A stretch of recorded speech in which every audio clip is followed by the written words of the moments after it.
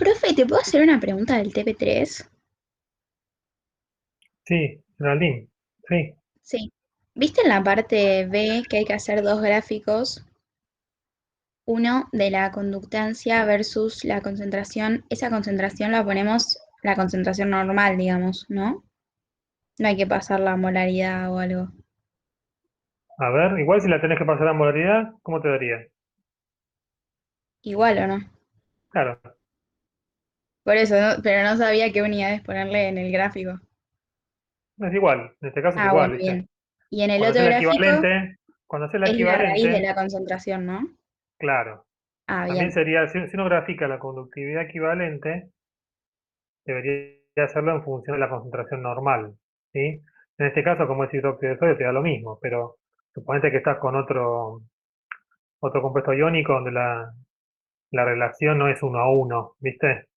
Las cargas, entonces ahí uno debería hacerlo en función de la concentración normal, que no te va a dar igual a la concentración molar. En este caso te da igual, ¿sí? Pero, a ver, por una cuestión formal, si uno grafica la conductividad equivalente, la grafica en función de la concentración normal, digamos. ¿Te das cuenta? Como que eh, cuando uno define la conductividad equivalente, la define por equivalente. Entonces, lo lógico es que la Claro. represente en función de esa concentración normal, ¿sí? También Bien. podríamos haberle pedido la conductividad molar en vez de la equivalente, por ejemplo, ¿sí? Sería lo mismo en este caso, pero bueno, la diferencia que es la molar, ¿no? Bien. Buenísimo, Bien, gracias. de nada.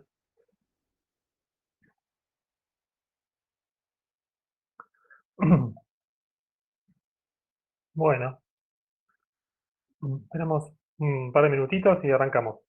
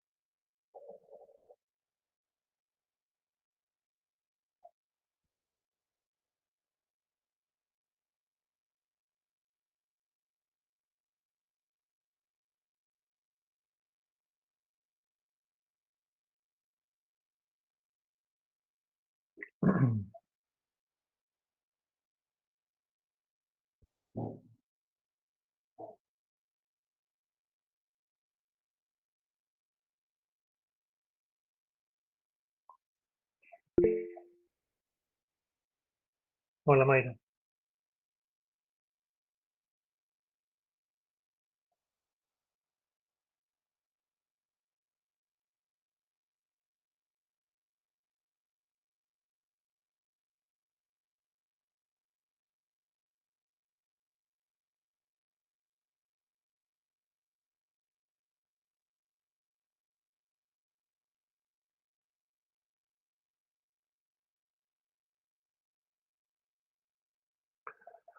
Bueno,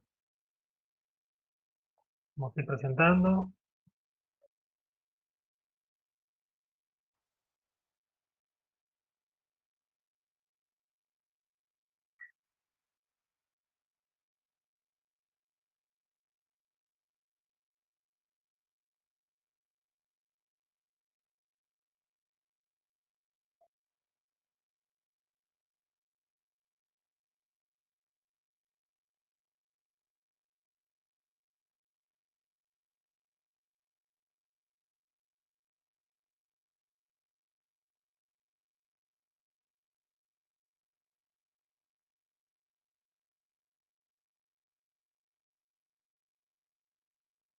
Bueno, vamos a arrancar entonces, ¿sí? Vamos a empezar a ver entonces, esto es lo último que vamos a ver de métodos de separación. ¿Sí? Vimos algo de filtración, algo de destilación. Hoy vamos a ver algo de extracción, cromatografía, ¿eh? Y creo que no me olvidé de nada, ¿sí? Y después ya vamos a ver algo de técnicas de caracterización, ¿sí? Que será lo último que vamos a ver en la teoría. Esperen que ahí están pidiendo entrar, ahí está.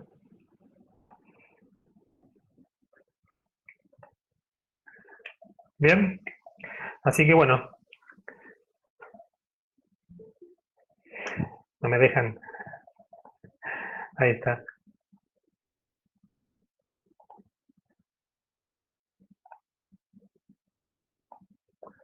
Esperen que yo no estoy viendo lo mismo, ahí está, la presentación, ahí está. Bueno, sí, la extracción es un método de separación, entonces, que nos va a permitir aislar, ¿sí? Separar componentes de una mezcla, fíjense, mediante diferencias de solubilidad, ¿sí? En solventes que tengan distintas características, ¿no? Sobre todo la polaridad de solventes. Es decir, que vamos a poder separar, ¿sí? Componentes en una mezcla eh, a través, justamente utilizando esta diferencia de solubilidad de los diferentes solventes. Esperen que me estoy olvidando de grabar, así que antes de seguir, vamos a grabar. Por si alguno después, alguno que no esté, lo quiere ver, o mismo ustedes si lo quieren volver a escuchar. Esperen que ya inicio la grabación y seguimos.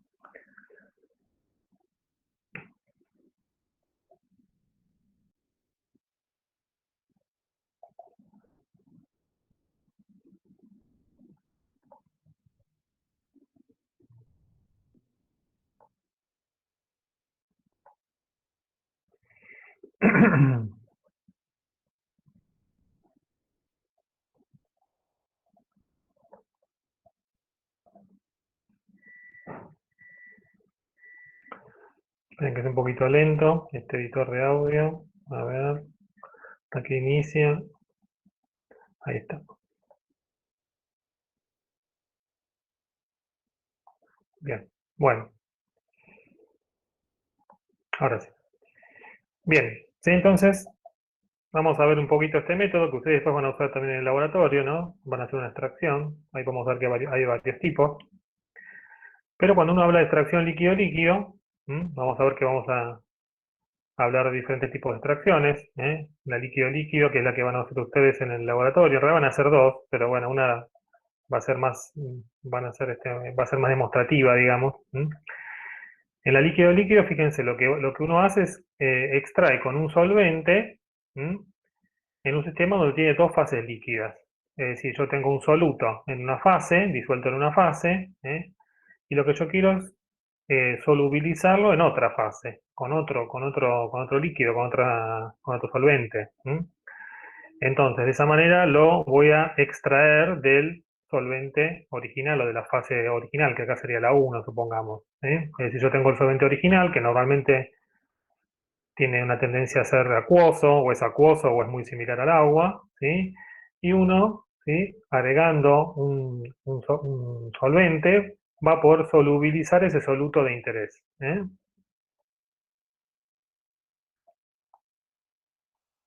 Bien, entonces, fíjense que acá tenemos que tener varias cosas en cuenta, ¿no? Primero, que los dos solventes no sean miscibles entre sí, o que su miscibilidad sea muy baja, ¿no? Porque si no, nunca voy a poder separar en fases acá.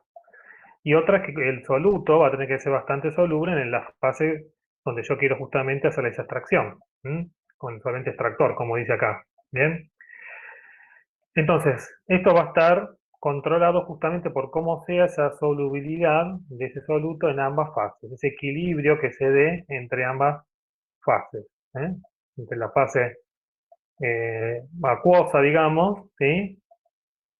Y la fase orgánica o menos polar. Bien. Lo bueno de este tipo de extracciones es que la velocidad de las extracciones y la cinética de este proceso es bastante rápida, es decir, que nos permite hacer este tipo de extracciones cuando tenemos, digamos, está bien elegido el sistema, ¿no? De manera bastante rápida, así que lo podemos hacer de una manera bastante sencilla en el laboratorio, ¿sí? Fíjense lo que dice, ¿no? Para que esa cinética se dé rápido, algo fundamental es tener un buen contacto entre ambas fases.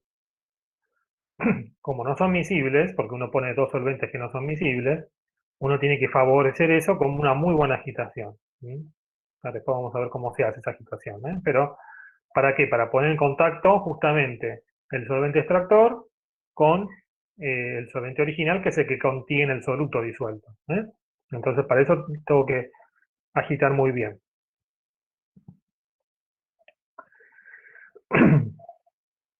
Bueno, esta distribución entre ambas, de un soluto, ¿no? Entre dos solventes, ¿sí? Es lo que se conoce como coeficiente de reparto. Es decir, va a ser la relación, o coeficiente de partición, ¿no? Se lo simboliza con la letra K mayúscula. ¿Sí? Fíjense que es la relación entre la concentración del soluto en ambas fases. ¿Bien? Y eso va a ser característico, obviamente, de la naturaleza de las fases, los solventes que estemos utilizando, del soluto, obviamente, y también va a depender de la temperatura, ¿no? Porque ya sabemos que la solubilidad es un parámetro que depende fuertemente de la temperatura. Entonces, uno puede definir ese coeficiente de reparto a una dada temperatura, ¿sí? Como la, ¿sí?, concentración del soluto en el solvente 2 sobre la concentración del soluto en el solvente 1, o en la fase 1.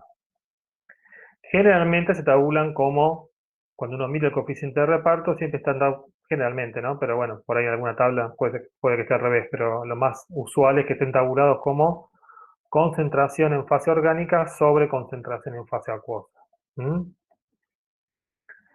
Entonces, eso es una constante a una dada temperatura para un dado sistema. ¿Bien?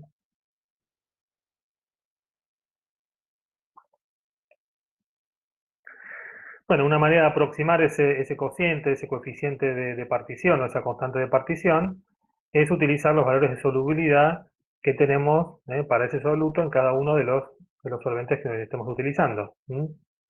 Por ejemplo, ¿no? Si yo busco la solubilidad del ácido acetilsalicílico, ¿no? Como que es, digamos, lo tomo como ejemplo de soluto, a 25 grados. ¿eh?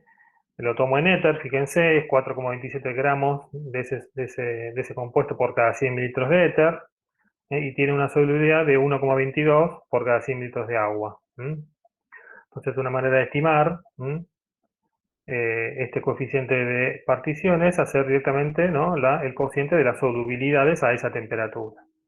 Entonces, yo podría estimar el coeficiente de reparto a 25 grados del ácido acetilsalicílico entre éter y agua como el cociente de esa solubilidad. O sea que me estaría dando en este caso 3,5. ¿Qué me está diciendo este número? Fíjense, cuanto más grande es este número, me está diciendo que la diferencia de solubilidad de ese compuesto entre fase orgánica y fase acuosa es cada vez más grande. Si esto es 10, pongamos, me está diciendo que la solubilidad de ese compuesto es 10 veces más grande en fase orgánica que en fase acuosa.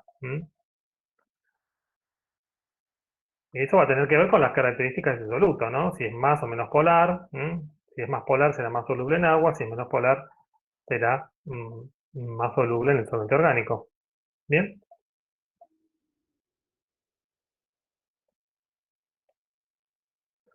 Bueno, puedo tener una mezcla más de un soluto, ¿sí? En ese caso, ¿sí?, uno lo que puede tener es la relación entre coeficientes de reparto de ambos solutos con el coeficiente orgánico. Eso es lo que se conoce como factor de separación.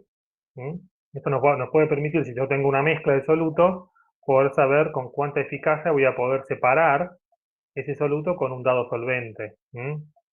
Si supongamos que yo tengo una mezcla de dos solutos en agua y quiero usar un determinado solvente para selectivamente, ¿no?, poder extraer uno de los solutos, bueno, si yo conozco la relación de esos coeficientes, perdón, si yo conozco el valor de este factor de separación, que no es más que un cociente entre dos coeficientes de partición, puedo, ¿sí?, saber si más o menos eso va a ser eficaz o no. Normalmente, si se toma que el factor de separación es inferior a 2, es decir, que esta relación me da menor a 2, voy a tener una separación no muy eficaz. Si supera ese valor, bueno, puedo tomarlo como algo razonablemente eficaz. Es decir, que voy a poder recuperar con ese solvente, con uno de esos solventes, con el solvente 1, por ejemplo acá, em, una buena cantidad de solutos.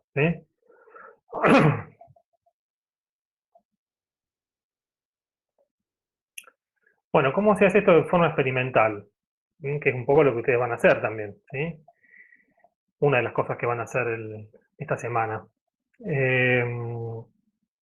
Fíjense, bueno, primero preparamos el material. ¿Qué consiste el material que vamos a utilizar? Fíjense, un instrumento muy característico para este tipo de extracciones que se llama ampolla de decantación o embudo de decantación, ¿sí? Que es un recipiente con ahí de vidrio, tiene una forma cónica o bueno, a veces puede ser un poquito más esférica, pero tiene una forma siempre como de cono, de pera, digamos, ¿no?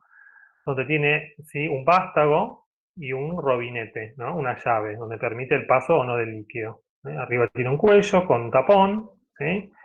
Y uno lo que hace es colocar, ¿sí? La solución, donde tiene el soluto disuelto, usualmente es una solución acuosa, ¿sí? Y lo que hace es agregar el solvente extractor, ¿sí? Es decir, uno lo que hace es adicionar ambas fases, digamos, ¿no? Donde tengo el soluto, supongamos que es la fase inferior acuosa, ¿sí? Y la fase superior, supongamos que es el solvente orgánico, ¿no? Cuál quede arriba y cuál abajo va a depender de qué, de las densidades de esas dos fases, ¿no? Pero en principio vamos a tener una mezcla, un sistema formado por dos fases, ¿no? Porque justamente esta técnica se basa en eso, en utilizar solventes que sean invisibles entre sí.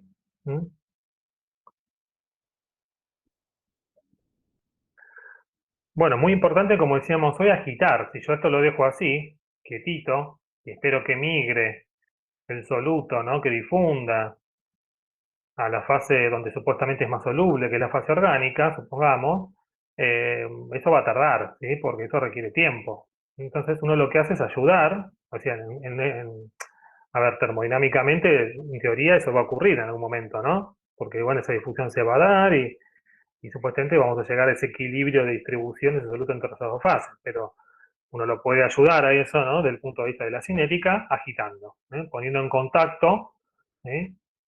Gotitas, digamos, de las dos fases entre sí, de manera que ese intercambio, esos equilibrios se produzcan de manera mucho más rápida. ¿Bien? Entonces uno lo que hace es agitar la mezcla, fíjense cómo se agita, ¿no? Invertimos la ampolla, es importante esto porque ustedes lo van a hacer,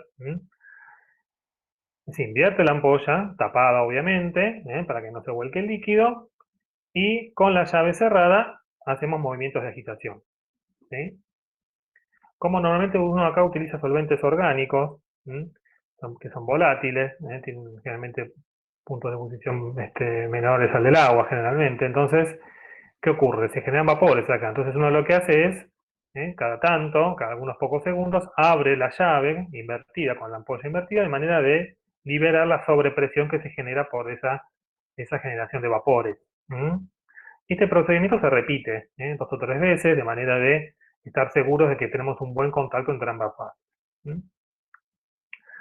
Fíjense que ponemos en contacto ambas fases con la idea de que ese soluto se reparta, ¿no? Preferentemente en el solvente extractor, y luego lo que hacemos es dejarlo, eso, fíjense que tenemos un pie con un aro, como que usaban el otro día para el embudo, ¿no? Un aro metálico de manera de poder calzar la ampolla y dejarla ahí en reposo hasta que veamos que se separan las fases nuevamente. Tenemos una nítida interfase entre los dos. Cuando estamos en ese punto, lo que hacemos es separar ambas fases con permitiendo, digamos, la salida con el robinete o con la llave. Recogemos acá con algún recipiente adecuado, y depende esto cómo va a ser, ¿no? Si el solvente orgánico es el más denso, bueno, separaré primero el solvente orgánico, o puede ser al revés, que me quede la fase orgánica arriba. Eso va a depender de cómo sea, como les decía hoy, las densidades de ambos, ¿no?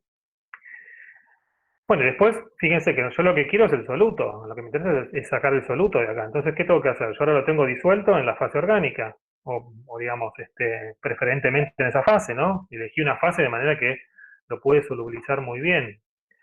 Entonces, ahora ¿qué quiero hacer? Sacarme encima ese solvente orgánico, porque quiero recuperar el soluto. Bueno, entonces, ¿qué tengo que hacer? De alguna manera, o puedo evaporar la fase orgánica, ¿sí? Dejarla evaporando, de manera de, después que me quede como residuo el soluto de interés.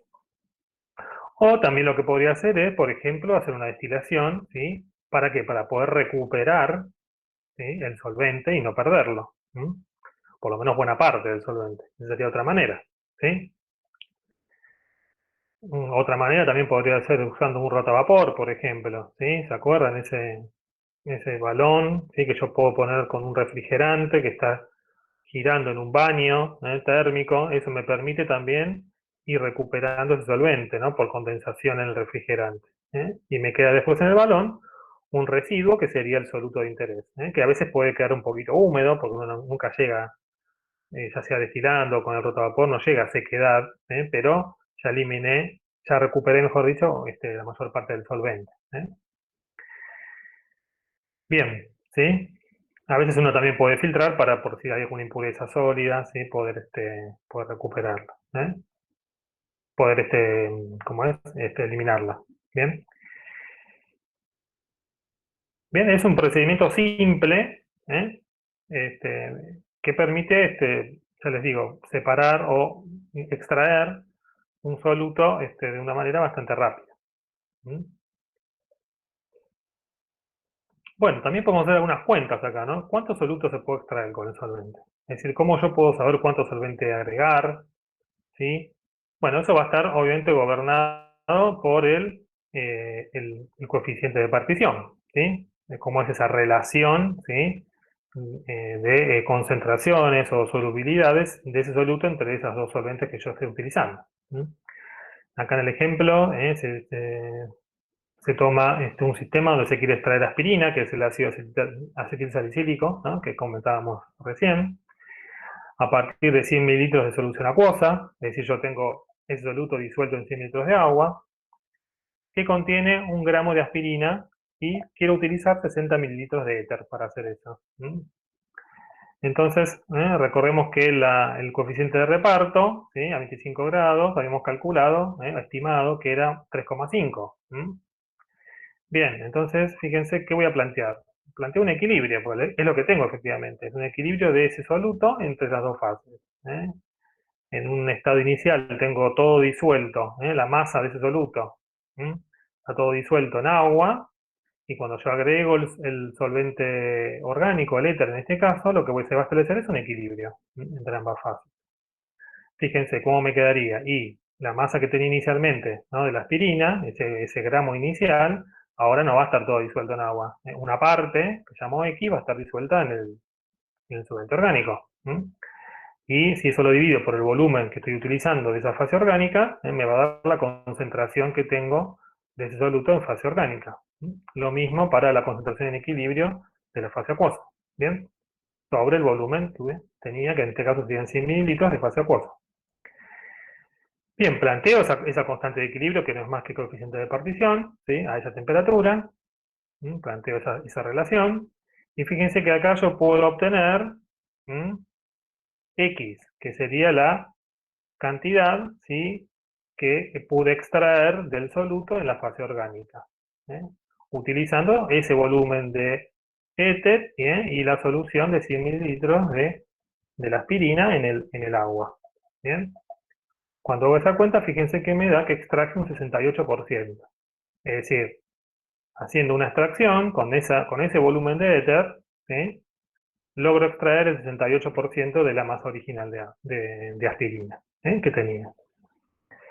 Fíjense qué pasa si uno repite el cálculo, pero ahora lo que hacemos es hacer una extracción utilizando el mismo volumen total de éter, pero en vez de hacerlo todo de una vez, es decir, de usar los 60 mililitros, poniéndolos en la ampolla y haciendo una sola extracción, ahora voy a hacer dos extracciones sucesivas utilizando dos porciones de 30 mililitros.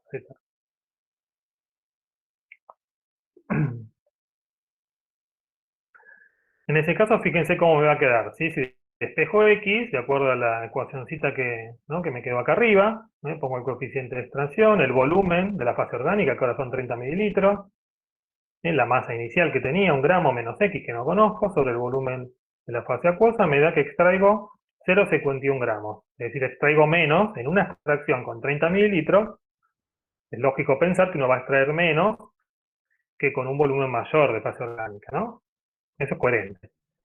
Ahora, fíjense si hago una extracción sobre ese mismo, ¿no? Sobre eso que me quedó, ¿no? Sobre esa fase acuosa que me quedó, ¿sí? Fíjense que me van a quedar cuántos. Y si tenía 1 gramo y extraje 0,51 en la primera extracción, en el agua, en la solución acuosa, me tiene que haber quedado ahora 1 menos eso, o sea, 0,49 gramos. ¿Bien?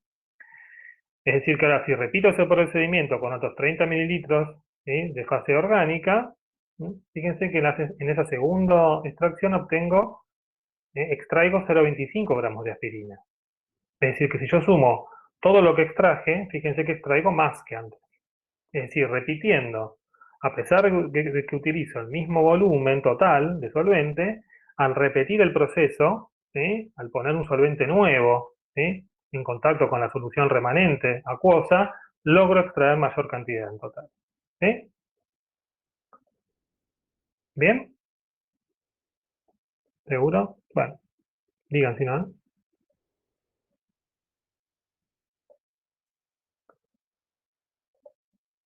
Bueno, esta cuentita que yo hice así, ¿no? De manera de planteando el equilibrio, esto a ustedes les va a encantar, que es utilizar una fórmula, ¿sí? Que para ustedes es como mejor, ¿no? No tener que pensarlo cada vez, ¿no? Y todo eso. Fíjense, esto me permite, esta ecuacióncita me permite, en función de qué, de la masa MA, es la masa de soluto en la fase acuosa, ¿no? Luego de realizar n extracciones. Fíjense que n es un número que me da la cantidad de extracciones que yo puedo repetir, con la misma alícuota de solvente orgánico, ¿no? Siempre repitiendo la misma porción que estoy utilizando, el mismo volumen de solvente orgánico. Es decir, que BO es siempre igual, ¿no? Y BA también, ¿no? Porque es el volumen de la fase acuosa que yo tengo, que eso no cambia, ¿no? Porque yo tengo una cantidad de volumen de fase acuosa y sobre eso hago extracciones. Eh, bueno, fíjense esto cómo es la relación, ¿no? Si yo, este número que tengo acá, ¿no? BA, que sería el volumen de la fase acuosa, sobre este denominador que tengo acá, es un número que siempre me va a dar menor que 1, porque K es siempre mayor que 1. Está definido como lo que se disuelve en fase orgánica sobre lo que se disuelve en fase acuosa, y eso, en teoría, uno elige justamente el solvente orgánico para que sea más soluble en el solvente orgánico. De manera que si este número que tengo acá es menor que 1 y lo elevo a un exponente, es decir, a medida que crece ese exponente, la cantidad de soluto que queda en fase acuosa se va reduciendo. Efectivamente, es lo que uno comprueba, ¿no? Bien. Fíjense que esto es cierto, ¿no? En general es cierto, pero cuando ya ese coeficiente de partición se empieza a ser muy grande, fíjense, por ejemplo, podemos tener casos donde ese K sea mayor a 100. Es decir, que la solubilidad o la concentración de ese soluto en fase orgánica es 100 veces más grande que en fase acuosa. Puede pasar eso, porque a veces tenemos sustancias que son muy poco polares, entonces se puede dar ese caso. En ese caso, fíjense que, porque uno dice, bueno, yo miro esta formulita y digo, bueno, me conviene hacer, qué sé yo, 10 extracciones, vamos a suponer. De esa manera me aseguro poder recuperar casi todo el soluto. Eso es cierto desde el punto de vista teórico, ¿no? Pero cuando uno lo va a hacer en la práctica, ¿qué es lo que ocurre? Y que tenemos problemas experimentales, ¿no? Porque uno acá está suponiendo que la separación de fases es perfecta, ¿no? Que no pierdo nada de la solución acuosa cuando hago la separación, es decir, que no queda nada pegado a las paredes de la ampolla, bueno, un montón de factores experimentales que hacen que a veces, o mejor dicho, si el coeficiente de partición es muy grande, es mucho más conveniente hacer una única extracción donde ya por ahí, si hago la cuenta, extraigo el 99% o el 95% del soluto. ¿Se dan cuenta? Entonces, en esas condiciones, generalmente uno realiza una única extracción. ¿Sí? Bien. Fíjense que si K se hace muy grande, ¿no? Todo esto me va a dar grande, ¿m? Y esto me va a dar este número, este cociente muy pequeño. Entonces, si ya me da muy pequeño elevado a la 1, no tiene sentido repetirlo. Estoy un poco diciendo, analizándolo matemáticamente lo que dije recién, ¿no? Bueno, y si tengo una constante que es chiquitita, ¿sí? Que no es lo habitual, pero bueno, puede pasar, porque a veces uno no puede elegir entre un montón de cosas, no tiene solventes o lo que sea, o es más barato y quiero usar otro, bueno, en ese caso voy a extraer una pequeña cantidad del compuesto, ¿sí? No tengo mucha alternativa. Puedo repetirlo, ¿sí? Pero generalmente voy a estar limitado. ¿Sí? En ese caso lo que se hace es recurrir a una técnica que se llama extracción líquido-líquido en continuo. ¿Sí? Pues vamos a comentar algo de eso. Bueno, esto es un esquema general de una extracción que uno puede seguir, ¿no? No quiere decir que siempre estén todos los pasos, pero bueno, ¿no? Uno tiene una fase acuosa inicial, que es la que contiene el sólido a extraer. Fíjense que el soluto puede ser líquido, puede ser sólido, ¿no? Tiene que estar disuelto simplemente. Cuando decimos líquido-líquido, extracción líquido-líquido, es porque lo que hacemos es solubilizar ese soluto en dos fases líquidas. Bueno, tenemos una primera extracción, supongamos, tengo la fase orgánica por un lado, la fase acuosa, si repito otra extracción puedo tener la fase orgánica, y la fase acuosa nuevamente, si ya digamos extraje un buen porcentaje, la puedo descartar. Sobre esa fase orgánica, de la primera extracción, de la segunda, de la tercera, yo eso lo puedo juntar, lo puedo reunir, y lo que puedo hacer es hacer algún lavado, ¿sí? Previamente, por ejemplo, con una solución saturada de cloro de sodio para que no arrastre, ¿sí? Para que el agua esté saturada y no arrastre más soluto, soluto de interés. Y sobre esa fase orgánica que vuelvo a separar de la fase acuosa, puedo eliminar el solvente para obtener el compuesto extraído. ¿Sí? Ese solvente, como les decía, lo puedo eliminar o por evaporación, simplemente, o puedo recuperarlo, ¿no? A veces es interesante recuperarlo para después reutilizarlo. Me fui para otro lado. ¿Dónde estaba? Acá. Bueno, acá tienen un ejemplo de cómo sería una extracción líquido-líquido en modo continuo. Fíjense que no usamos una ampolla acá, lo que se usa es, fíjense, un recipiente donde voy a tener el solvente extractor. Tenemos dos casos, pero vamos a analizar el primero ¿sí? Que está a la izquierda. Tenemos el solvente extractor, fíjense que acá arriba está conectado, acá en la punta está conectado un condensador, un refrigerante. Fíjense que lo que tenemos es que vamos a aplicar calor sobre el solvente extractor, y en este tubo que vemos acá, el tubo que está conectado, ¿sí? al refrigerante, lo que tenemos es la solución acuosa de la muestra. Es decir, esta solución acuosa tiene el soluto de interés. Entonces, ¿qué hacemos? ¿Sí? Evaporamos el solvente por calentamiento, llega al condensador, ¿sí? Condensa y empieza a gotear sobre la muestra o sobre la solución acuosa que va a contener el soluto de interés. Y eso se hace en forma continua, fíjense. ¿Qué pasa acá? Si el solvente extractor es más denso, ¿no? Que la solución acuosa, se va a ir al fondo y a través de esta conexión va a volver al balón. Es decir, que esto lo estoy haciendo todo el tiempo en forma continua. Eso se vuelve a evaporar, ¿sí? Vuelve a condensar, vuelve a caer sobre la muestra, está en contacto con la solución acuosa, atraviesa toda la solución acuosa, se lleva el soluto, y vuelvo a el balón. Entonces acá en el balón, a medida que yo lo voy dejando un buen rato, se me va acumulando, ¿sí? Soluto. O sea, porque yo lo estoy arrastrando, lo estoy disolviendo, con el solvente que va estando en contacto con la solución acuosa. ¿Bien? Si tengo que el solvente, ¿sí? que estoy utilizando es menos denso que la solución acuosa, fíjense que el diseño cambia un poquito, porque en ese caso, fíjense qué va a pasar. La solución acuosa la voy a tener, ¿sí? Abajo, porque es más densa ahora. Entonces, ¿qué pasa? El solvente extractor, tengo un tubo largo acá por donde va a ir condensando, viene hasta el fondo, fíjense, y como es menos denso que la solución acuosa, va a ir subiendo. En ese pasaje va estando en contacto con el soluto, se lo lleva y por rebalse vuelve al balón. ¿Bien? Y se repite el proceso en forma continua. ¿Bien? Entonces esto se puede utilizar cuando tengo constantes coeficientes de reparto que por ahí son bajitas, cercanas a 1. Es una buena manera por ahí de mejorar esa extracción.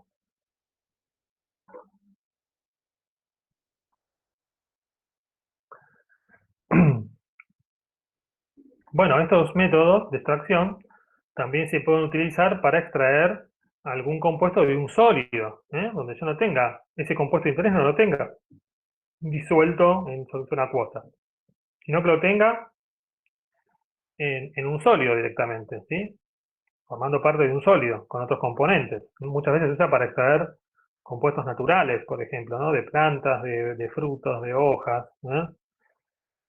donde son sólidos, y uno lo que hace es con algún solvente adecuado puede extraer algunos compuestos que sean afines con el solvente.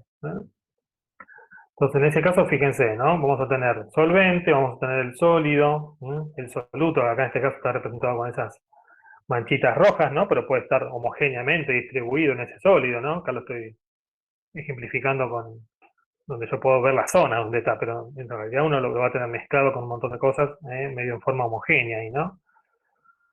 Eh, ¿Y cómo quedaría esa matriz sólida luego de la extracción, ¿no? Lo pongo en contacto con el solvente extractor, y lo solubilizo en ese solvente. Y después me lo llevo, elimino el solvente y ya extraje el soluto de interés. ¿eh? Bueno, obviamente cuando uno hace extracciones sólido-líquido, ¿qué pasa? Como estoy extrayendo sobre un sólido, es más difícil, ¿no? Porque el contacto entre un sólido, ¿no? Depende cómo esté el sólido, pero no va a ser tan simple, ¿eh? Va a requerir un poquito más de tiempo, para que esa extracción sea realmente eficiente. Entonces, ya se imaginarán, una de las cosas que más va a importar va a ser el tamaño de las partículas sólidas, ¿no? No es lo mismo que yo haga ponga en contacto el solvente sobre qué sé yo, una piedra así, del soluto donde yo quiero extraer algo, que si yo trituro, ¿no? Rompo en partículas finas, de manera que el líquido pueda estar en contacto con mucha más superficie de ese sólido y entonces el soluto a extraer. ¿sí? En ese caso voy a mejorar la eficiencia de la extracción, ¿sí? Y sobre todo la velocidad de extracción.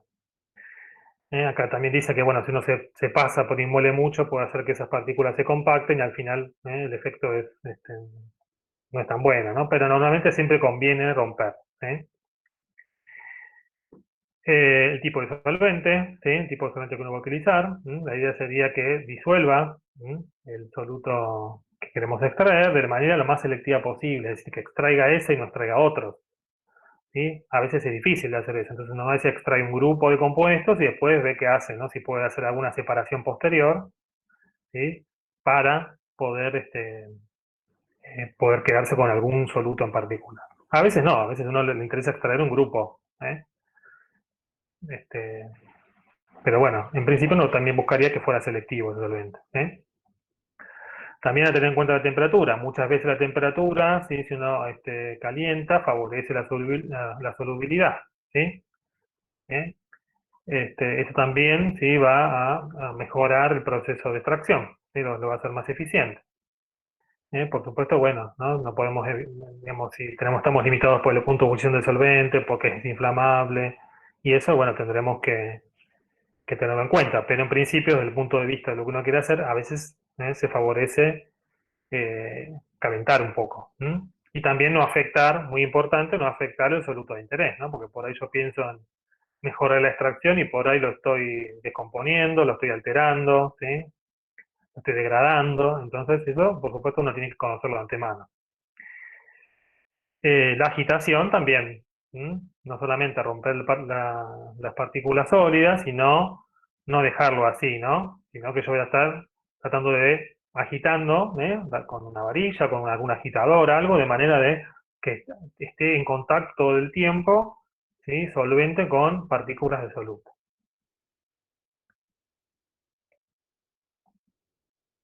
¿Bien? Bueno, una manera muy común, y como justamente la extracción en fase sólida, ¿sí?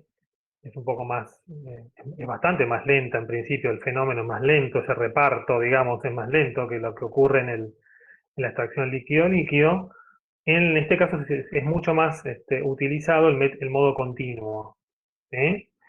Ese modo continuo, hay algunos diseños, digamos, hay una variedad de diseños en que uno lo puede realizar, pero el más común es el que se llama extracción Soxhlet. ¿no? En honor a este señor alemán, ¿sí? Von Soxhlet, que desarrolló este método.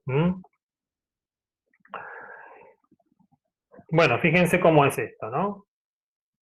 Que va a ser un modo continuo, es decir, que uno lo que va a hacer acá va a tener el balón con el solvente, parecido a lo que vimos para la extracción líquido-líquido, ¿no? Uno va a colocar el solvente extractor en un balón y va a hacer un calentamiento a reflujo. ¿Qué significa reflujo?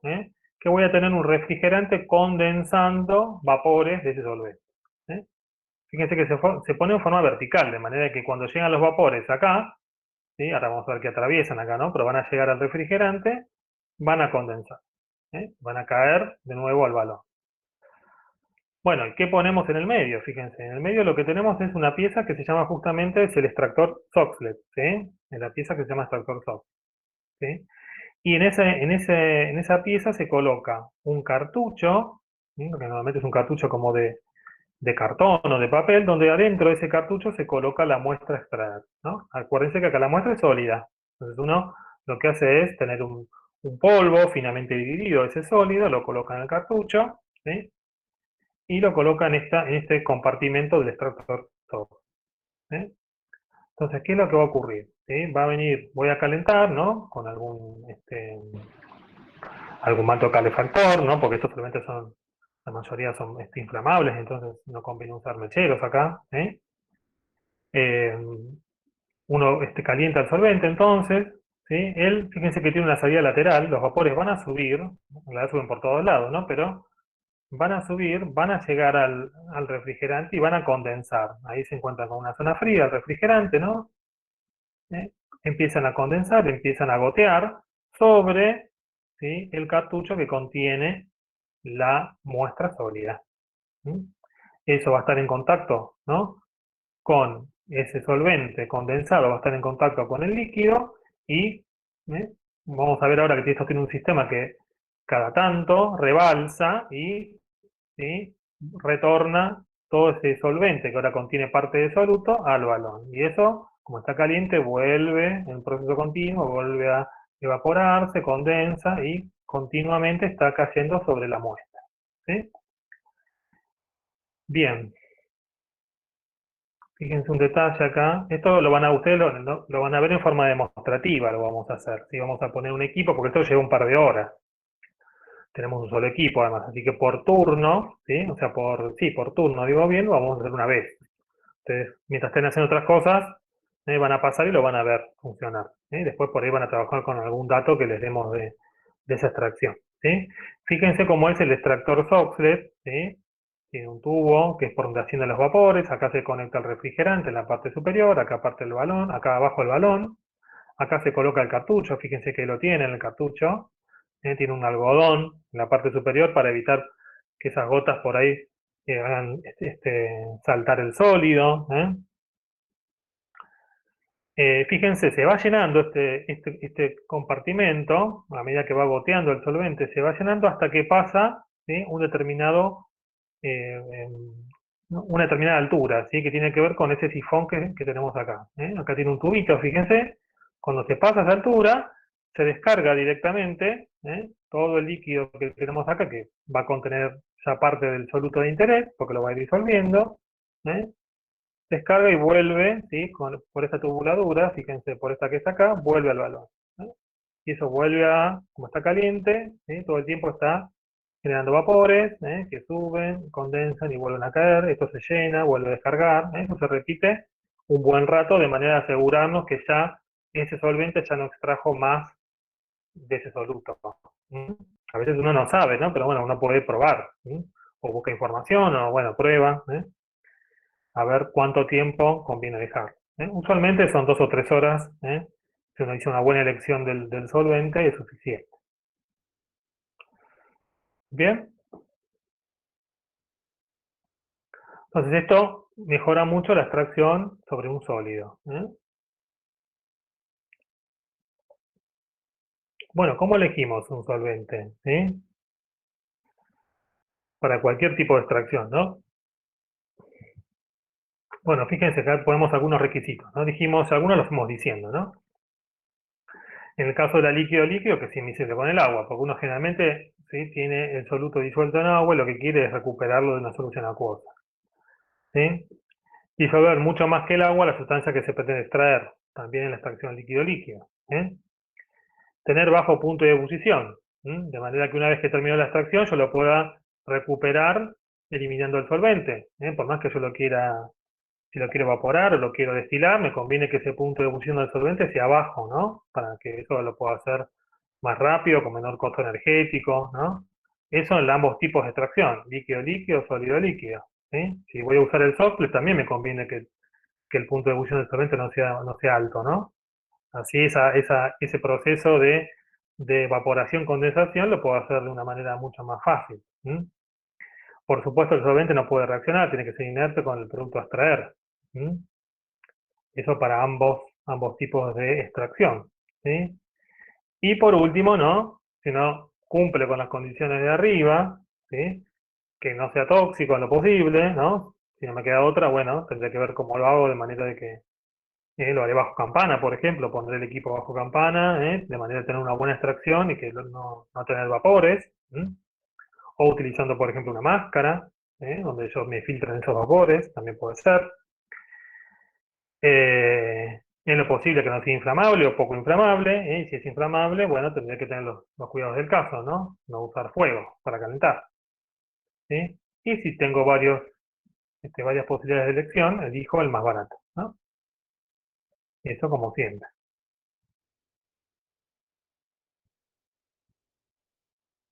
Bueno, acá tiene una tabla de algunos solventes, invisibles en agua, fíjense que son los que más se utilizan para este tipo de extracciones. Tenemos datos de densidad, de solubilidad, ¿sí? Y de cuánta agua disuelta tienen, fluida en agua. Fíjense, por ejemplo, ustedes van a utilizar, ¿sí? En uno de los procesos van a usar hexano, ¿sí?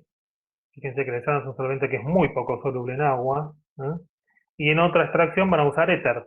En la extracción soft le van a usar éter, donde es bastante más soluble el éter que el hexano en agua.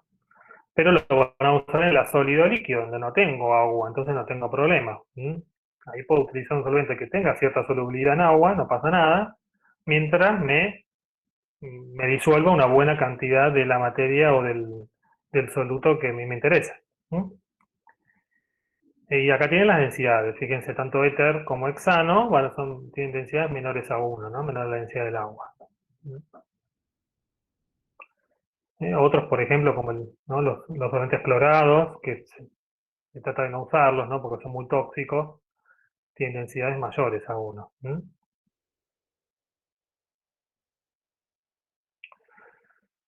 Bueno, ¿sí? Eso en cuanto a extracción. ¿Cómo vamos? ¿Vamos bien con la hora? Bueno, y vamos a ver un método que está un poco relacionado, ¿sí? Que es la cromatografía, que es otro método de separación. Esto nos permite separar también, ¿sí? Componentes de mezclas, haciendo uso de algún proceso físico-químico, como dice acá medio general, ¿no? Ese proceso puede ser o reparto, como veíamos recién, o sea que esos componentes se distribuyan de manera diferente en diferentes solventes. Puede ser por absorción, puede ser por exclusión de tamaños. Ahora vamos a ir viendo un poquito los tipos de cromatografía que tenemos. Pero la idea es que se puedan separar aprovechando alguna diferencia en alguno de estos procesos. Esto lo podemos hacer con fines analíticos, es decir, para poder analizar una determinada mezcla que tengamos, si queremos saber qué componentes tiene, o a veces en una preparación, ¿sí? En una síntesis, algo que yo estoy queriendo obtener, me puede servir para hacer una purificación, por ejemplo, ¿sí? Separar y después quedarme con algo que me interese. O sea, con fines más preparativos, ¿no? Más de síntesis. Bueno, esto es un conjunto de técnicas, en realidad no es una sola, ¿sí? Es un conjunto de técnicas que se basan justamente en la diferente velocidad con la que se mueven diferentes solutos en un medio que llamamos estacionario. Es decir, que acá siempre en la cromatografía vamos a tener dos tipos de fases. Una que vamos a llamar fase estacionaria, que es una quieta, que no se mueve, y una fase móvil, que va a ser un solvente, ¿sí? Que normalmente es el que se desplaza a lo largo de esa fase estacionaria. ¿Sí? Bueno, esto fue desarrollado hace mucho, ya más de 100 años, ¿sí? En Rusia. Esperen que acá me están... Hola, Sol. Ahí sigo, ¿eh? Ahí estamos. ¿Sí? Fue desarrollado en Rusia, donde este señor hizo la primera cromatografía en columna. Fíjense lo que hizo, ¿no? Tiene una columna, imagínense, como si fuera un tubo, ¿no? De vidrio, de lo que se les ocurra, donde puso acá, ¿no? Una fase, lo llenó de de este sulfato de calcio finamente molido, partículas pequeñas, y sobre la parte superior, ¿sí?, puso un extracto de pigmentos vegetales. Él extrajo, ¿no?, como veíamos recién, es una extracción primero, ¿no?, de pigmentos vegetales, de alguna planta, y colocó ese extracto en la parte superior de la columna, rellena con ese sólido, ¿no?, con sulfato de calcio. Y después lo que hizo fue pasar, verter sobre la parte superior de la columna éter de petróleo, que es un solvente. Básicamente son alcanos, ¿no?, una mezcla de alcanos, de pocos carbonos. ¿Qué ocurre acá? ¿Sí? Fíjense, a medida que transcurre, que va avanzando, ese solvente va permeando, va avanzando por ese sólido finamente dividido, que es un sólido, fíjense, muy polar, porque es un compuesto iónico. Lo que logra el pasaje de esa fase móvil es ir separando los componentes de esa mezcla que tenían acá. Fíjense, en una etapa final, lo que uno tiene es diferentes pigmentos a diferentes alturas de la columna. Entonces, ahora vamos a ver por qué pasa eso, ¿no? Pero fíjense que esta es un poco la idea general. Uno está aprovechando, ¿sí?, el movimiento de un determinado solvente a lo largo de una fase fija para producir esa separación en una mezcla de diferentes componentes. Bueno, hay muchos métodos cromatográficos, nosotros no nos vamos a detener mucho en esto da para, imagínense, ¿verdad?, hay cursos enteros de cromatografía, así que, por supuesto, nosotros vamos a ver algo y apuntado a lo que vamos a hacer nosotros, ¿no?, en el laboratorio. Pero bueno, para que ustedes sepan, hay muchos, ¿sí? Tenemos, ¿no?, los más simples, que por supuesto se imaginan que van a hacer lo que vamos a usar nosotros, ¿sí?, donde usamos este papel, capa fina o columna, o fíjense que estos no requieren un instrumental sofisticado, o otro tipo de cromatografía donde sí se requiere equipo, o sea, cromatógrafo. Puede ser en fase gaseosa, ¿no?, donde la fase móvil en vez de ser un líquido sea un gas, o en fase líquida, donde la fase estacionaria es sólida y la fase móvil es líquida. Hay diferentes tipos. Vamos a describir algunas nosotros, pero de forma bastante breve. Bueno, fíjense, elementos básicos de la cromatografía. Dijimos una fase estacionaria, que es la fase fija, la que no se mueve, ¿sí? Puede ser sólida o puede ser líquida, ¿sí? Generalmente, ¿sí?, es sólida, ¿no?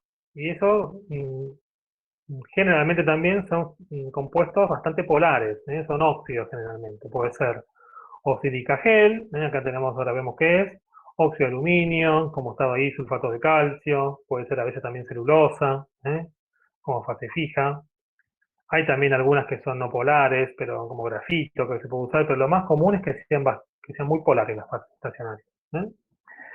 La sílica gel, que es una de las más usadas, fíjense que es una estructura de silicio-oxígeno que tiene, ¿sí?, grupos silanoles. Esos grupos silanoles son los que le dan esa alta polaridad en esas partículas. Acá tenemos una fotito, ¿no? Son partículas muy esféricas. Tienen grupos muy polares donde hace que esa fase estacionaria sea realmente muy polar. Y también podemos tener fase estacionaria líquida. Vamos a ver que en una de las que ustedes van a usar, una cromatografía, la fase estacionaria es una fase líquida. Generalmente van a ser solventes que van a estar absorbidos sobre algún soporte sólido. Es decir, que tenemos la fase líquida soportada en alguna fase sólida, pero la que va realmente a provocar esa separación es la fase líquida.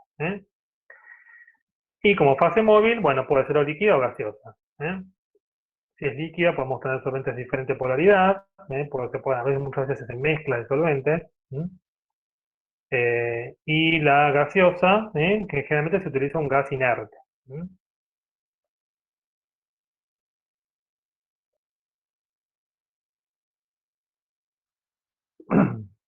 Bueno, fíjense en el proceso de separación, ¿no? Estamos diciendo que cuando uno hace, ¿no?, digamos, se desplaza la fase móvil a lo largo de la fase estacionaria, y yo en esa fase estacionaria, ¿no?, coloqué una muestra con diferentes componentes, por algún motivo voy a ver que algunos componentes se desplazan más que otros. Eso me permite la separación. Entonces, ¿eso de qué va a depender? Y de cómo sea la interacción entre esos componentes con ambas fases. por ejemplo, los componentes en este caso que sean más afines con la fase estacionaria se van a quedar más retenidos en la fase estacionaria, entonces se van a desplazar menos. En cambio, los componentes que sean menos afines a la fase estacionaria y más con la fase móvil, se van a desplazar más. ¿Eh? Acá, por ejemplo, tenemos una cromatografía en columnas y con dos componentes. ¿Mm? Tenemos una fase estacionaria. ¿Mm? Suponiendo que acá la fase estacionaria es una fase, ¿no? Clásicamente que son fases muy polares. Entonces, si yo veo, por ejemplo, ¿no? que la fase esta roja, ¿no? Marcada con esos chirimbolos rojos, se desplazó más que la fase azul, significa que la fase roja es menos polar, probablemente, o muy probablemente, que la fase azul. Entonces, ¿por qué? Porque si es una fase estacionaria polar, se quedó más retenido la fase azul a la fase estacionaria, y la otra avanzó más con el frente del solvente, ¿no? Con ese avance del solvente, que en principio tiene menor polaridad. Entonces, uno jugando con eso, fíjense que esto abre un abanico muy grande, porque yo puedo jugar con mezclas de fases móviles, o sea, puedo mezclar, como decíamos hoy, solventes para formar una fase móvil, y eso le puedo ir como sintonizando, digamos, la polaridad, y eso me permite, si tengo muchos componentes, por ahí poder separarlos todos, o por ahí separar muchos de ellos. Entonces es algo, un método muy interesante para separar, como método de separación. Y también a veces para identificar. Una vez también puede llegar a identificar componentes en una mezcla. Bueno, ¿por qué se separan las sustancias? Fíjense. Decíamos recién, ¿no? Si tengo generalmente, ¿no? Estamos en el caso general donde la fase estacionaria es más polar, entonces los que estén más retenidos van a ser los que tengan más afinidad por esa fase, entonces van a quedar más pegados a la fase estacionaria. Y van a ser obviamente menos solubles en la fase móvil, ¿no? Que es la que está avanzando. Y otras sustancias, como las que avancen más, al revés, ¿no? Van a ser menos retenidas a la fase estacionaria, que normalmente es la más polar, y menos a la fase móvil, y entonces van a desplazarse, ¿sí? Perdón, menos a la fase estacionaria, más a la fase móvil, se van a desplazar más que los otros. ¿eh? Bueno, acá hay varios mecanismos que pueden intervenir cuando hablamos de este fenómeno que queda retenido, por qué queda retenido, ¿sí? Podemos tener varios mecanismos que estén operando, y a veces está operando más de uno a la vez. El primero es lo que se llama la absorción, fíjense con D. Esto es la afinidad que van a tener los componentes de una muestra sobre la superficie de un sólido. Hablamos de que eso se va a absorber, cuando uno habla de absorción, es a un sólido, a una superficie de un sólido. Es decir que si estoy usando una fase estacionaria como un óxido, si veo que tiene mucha afinidad mi componente o algunos componentes a ese sólido, significa que se están absorbiendo, seguramente va a haber una interacción, ¿no? De tipo intermolecular, ¿sí? Entre esos dos, entre la fase sólida y los sólidos que estén en la muestra, de manera de que se genera ahí una fuerza que hace que quede retenido, ¿sí? Quedan absorbidos. También puedo tener, bueno, acá me quedó A ya, ¿no? A y B sería, ¿no?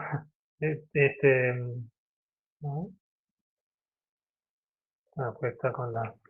Bueno, después lo corrí.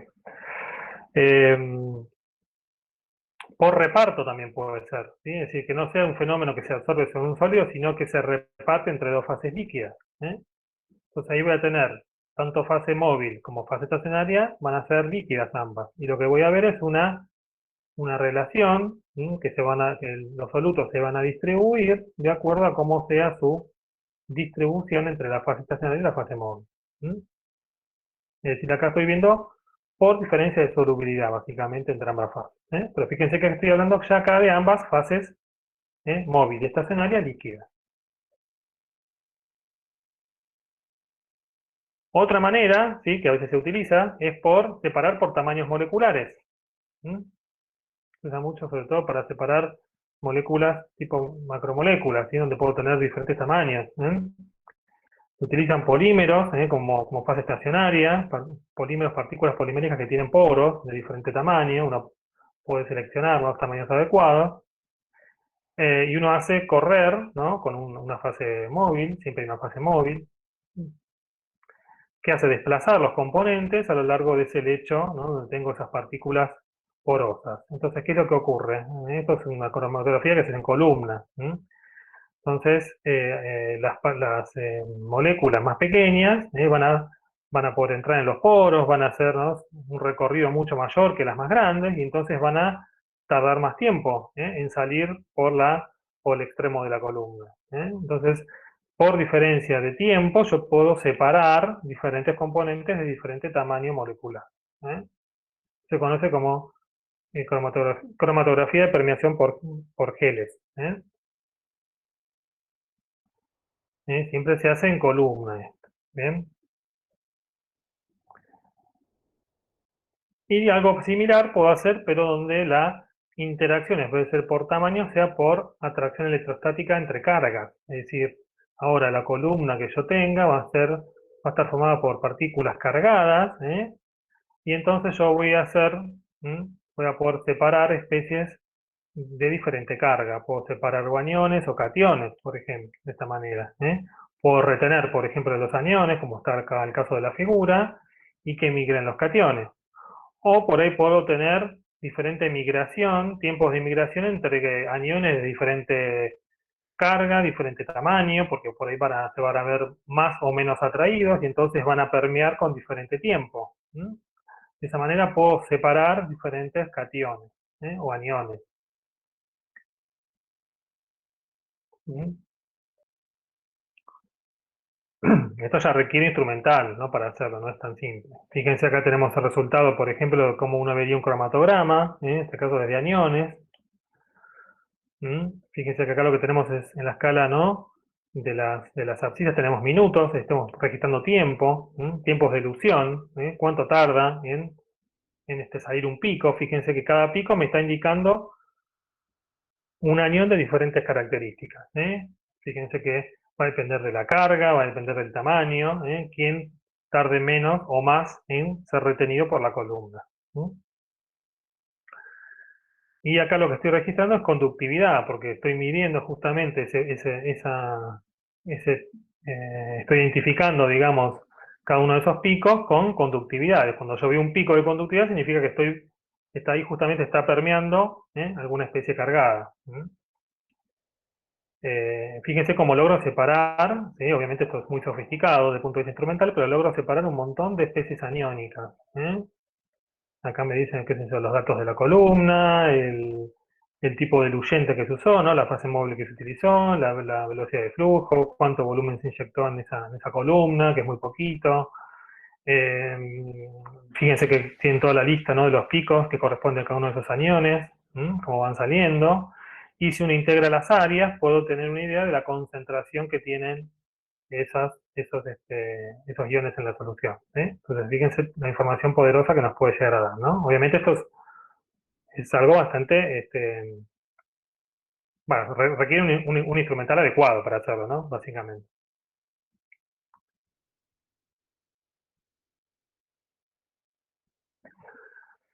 Bueno, la cromatografía entonces la podemos clasificar, de acuerdo a cómo se encuentra la fase estacionaria, en qué forma física.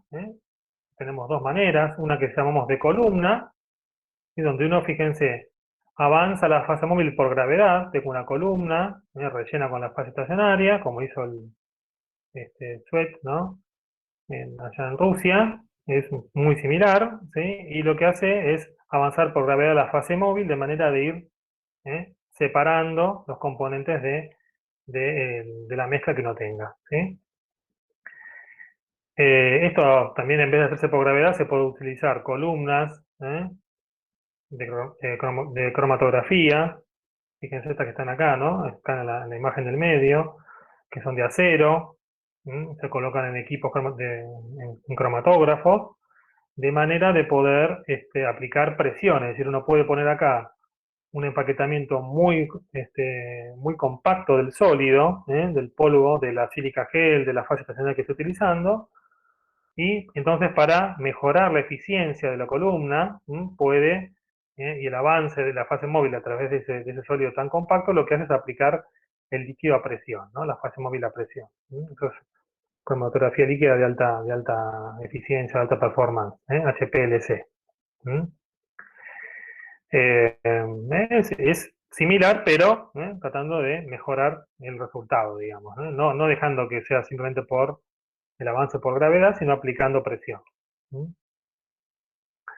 Y otra manera, que no es por columna, pero también es, ¿no? Utilizando fase estacionaria de forma plana, fíjense. Ahí está la que vamos a usar nosotros. ¿eh? Cromatografía en papel, ¿m? Que es la que vamos a utilizar nosotros en el TP, y en capa fina. Son muy similares las dos. Ahora vamos a describirlas un poquito más en detalle. ¿m? Bueno, también la podemos clasificar, no solamente por el tipo de fase estacionaria, sino por el tipo de flujo empleado, ¿no? O sea por gravedad, por capilaridad, en el caso de que sean por papel o por capa fina, ahora vamos a ver qué es eso, el solvente se pone abajo, fíjense, y va ascendiendo por la fase estacionaria, en los dos casos, por capilaridad. ¿m? Capilaridad, ¿por qué? Porque tenemos acá, ¿no? Entre las fibras del papel o entre los canales, digamos, que quedan entre el sólido acá, que es un sólido, ¿no? Colocado sobre un soporte, partículas de sólido, se generan pequeños canales que hacen que el líquido ascienda por capilaridad. O, bueno, como yo les decía, ¿no? Si estamos trabajando con columnas, Eh, digamos, donde tenemos la fase estacionaria compactada, tenemos que aplicar presión. ¿Sí? O sea, ahí tenemos que usar cromatógrafo.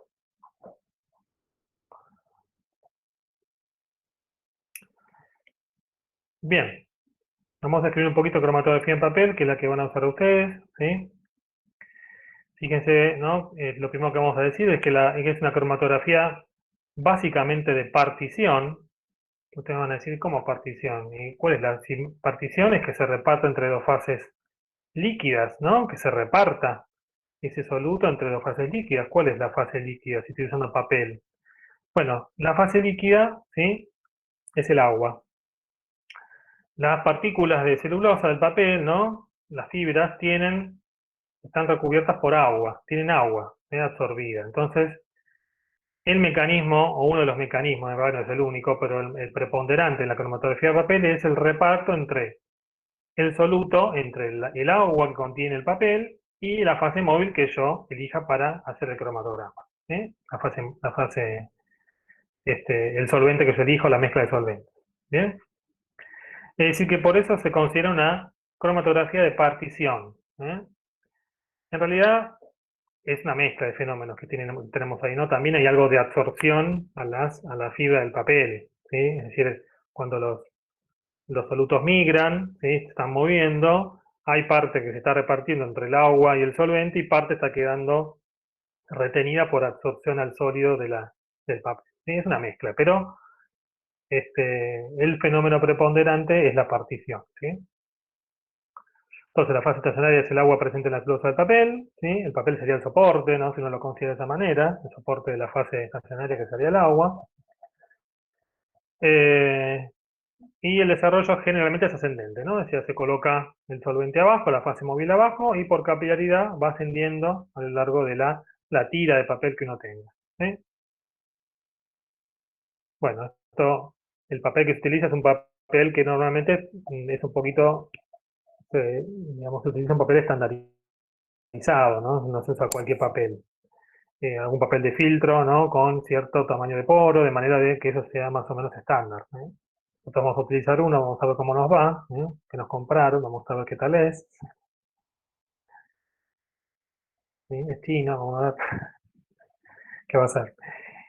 Bueno, y esto para que tengan una idea de cómo sería, ¿no? Yo tengo las partículas, ¿no? Acá están hechas como si fueran bolitas, no tiene por qué ser así, ¿no? Pero bueno, para simplificar, las partículas del papel, ¿no? De la faz del soporte, que sería la celulosa, y fíjense que tiene una capa alrededor de agua retenida. Entonces, a medida que la fase móvil, que es eso que ven en verde, ¿no? Va avanzando, se va moviendo, en realidad va moviéndose hacia arriba, ¿no? Se va por capilaridad. Eh, Está en contacto esa fase móvil con, ¿sí? con la fase acuosa, digamos, ¿no? Con el agua que tiene retenido el papel. Entonces el soluto se va repartiendo entre esas dos fases, ¿no? Viene arrastrado por la fase móvil y, de acuerdo a cómo sea su polaridad, va a quedar más o menos retenidos a la fase estacionaria. Pero también seguramente hay procesos de absorción sobre las partículas del papel, ¿sí? Bueno, fíjense cómo es el procedimiento, ¿sí? Esto es lo que ustedes van a hacer. Después le damos un poquito más de especificidad a lo que van a hacer ustedes, ¿no? Pero esto es en general el esquema de una cromatografía en papel. Uno va a tener una cámara o cuba cromatográfica que, ¿sí? Es básicamente un frasco que uno puede tener, ¿no? Lo ideal es que tenga una tapa para que uno pueda cerrarlo, ¿sí? O pueda poner una tapa, para evitar la evaporación del solvente. Y lo que uno hace es tratar de cerrarlo y dejarlo, ese solvente o esa mezcla de solventes que uno utilice, lo deja sin nada, vacío, o sea, solamente con el solvente, de manera de saturar de vapores toda la cámara. ¿Eh? ¿Qué hacemos en el papel? Fíjense, vamos a, ¿no? Con el papel afuera, lo que hacemos es sembrar la muestra que nosotros querramos separar. ¿Mm? Generalmente eso es o algún componente que está disuelto, yo ya tengo un extracto de esa mezcla, y lo que hago es, con un capilar, un tubo muy fino, hago unos toques sobre el papel, de manera de que se impregne el papel de ese extracto. ¿Bien? Eso se hace tratando de ¿qué? De que la línea de siembra, como está acá marcado, me quede por arriba del nivel del líquido que yo voy a utilizar. Porque yo no quiero que esto esté en contacto directo con el solvente, porque si no me lo va a disolver y me va a quedar disuelto acá abajo. Yo quiero que a medida que el solvente va subiendo por capilaridad, vaya arrastrando los componentes, de manera diferenciada. ¿Eh? Eso es lo que estoy buscando. Entonces, la línea de siembra siempre tiene que estar por arriba del nivel de líquido que tengo en la cuba. ¿Eh? Bien, esto se deja correr, no se deja desarrollar ese cromatograma hasta una altura que no tiene que superar el límite de la tira de papel que estoy utilizando. En lo posible, lo ideal es que eso esté colgado, suspendido en forma vertical. Vamos a ver si podemos hacer eso, y si no, lo tendremos que poner un poquito inclinado. Vamos a ver el papel cómo es de grueso. Se puede poner un poquito inclinado, bueno, por ahí no es el mejor resultado, pero se puede hacer igual. Eso, bueno, se va, entonces dijimos, el frente de la fase móvil, el solvente va a ascender, y yo voy a cortar el cromatograma, voy a cortar el avance de la fase móvil antes de que llegue al borde del papel, ¿sí? Porque yo necesito saber hasta dónde llegó ese frente de fase móvil. ¿Eh? Bien, una vez que lo extraigo, marco rápidamente hasta dónde llegó la fase móvil con un lápiz, porque una vez que se evapora el solvente ya pierdo esa marca. Y lo que voy a ver es, fíjense, una serie de manchas. ¿Mm? ¿Por qué voy a ver manchas? Bueno, porque por ahí usé unas sustancias que tienen color, ¿no? Y ustedes van a decir, entonces todo solamente te sirve para preparar, para separar sustancias coloreadas. Y no, la respuesta es no. Yo puedo también separar sustancias que no son coloreadas, pasa que no las voy a poder ver a simple vista. Voy a tener que hacer un revelado posterior. ¿Eh? Eso se puede hacer o con luz ultravioleta, porque por ahí esas sustancias son fluorescentes y yo lo puedo ver al ultravioleta, o puede ser por algún revelador que yo les aplique, que me las tiña selectivamente, o me tiña todo, y yo vea entonces cómo se separaron. No necesariamente siempre tiene que ser algo coloreado lo que yo esté separando en una cromatografía, sobre todo de estas, ¿no? Pero nosotros vamos a usar algo coloreado para que sea más fácil, pero no tiene por qué, en principio. Bueno, fíjense, entonces uno saca, hace la marca, ¿no? De la fase móvil hasta donde llegó, ¿sí? Y después lo que uno que hace es calcular este factor, ¿sí? De retención, RF. Fíjense que es la distancia que recorrió cada soluto, cada manchita que yo vea que es un componente, a veces puede ser más de un componente, ¿no? En relación con la distancia que recorrió la fase móvil. Por eso me interesa conocer cuánto recorrió la fase móvil, cuántos centímetros recorrió desde el punto de siembra hasta que yo lo dejé llegar, digamos. Eso me conviene que sea bastante largo, porque cuanto más largo sea eso, yo más posibilidades tengo de separar componentes. ¿Se dan cuenta? Si yo la dejo correr 2 centímetros, y por ahí muchas cosas que no llegan a separarse. La idea es tener más o menos, ustedes creo que van a hacer un papel que creo que tiene 15 centímetros, pero no sé, la altura del vaso creo que es un poquito menos, así que van a andar por ahí más o menos, entre 12 y 15 centímetros, calculo. Van a tener que cortar tiras de papel, así que les pido que se lleven tijeras para no estar con una tijera sola como fuimos el otro día. Traten de llevarse. Bien, y esto es todo lo que van a registrar. Después vamos a ver sobre qué lo van a hacer. Esto es un poco general para que vean cómo es una cromatografía en papel.